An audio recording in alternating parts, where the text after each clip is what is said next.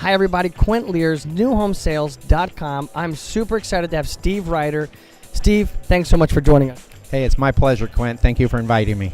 Steve is the principal and owner of the National Builder Trade-In Program, as well as New Home Ambassador.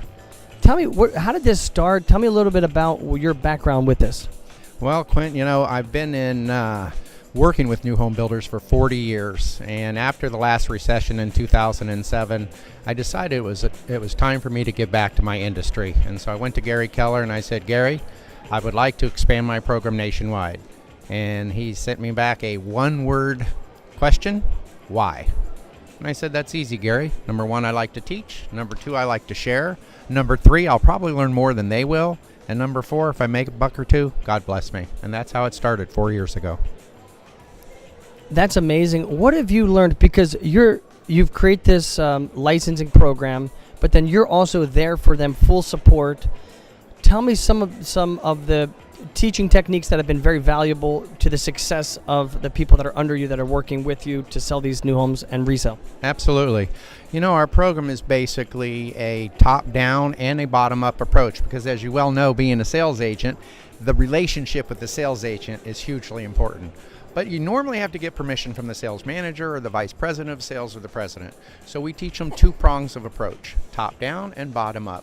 We also make sure that they join the Home Builder Association because, as you well know, then you're one of them. So those are probably two of my best secrets, and consistency. At the end of the day, we have an 8-week to success program where we teach you 66 questions to ask over an 8-week period that's designed to make you know that person backwards and forwards. And once you know them and you know everything that they like, you've built a relationship. It's about them. It's not about you. Give me, what's the biggest mistake that you see right now with home builders and maybe their representatives?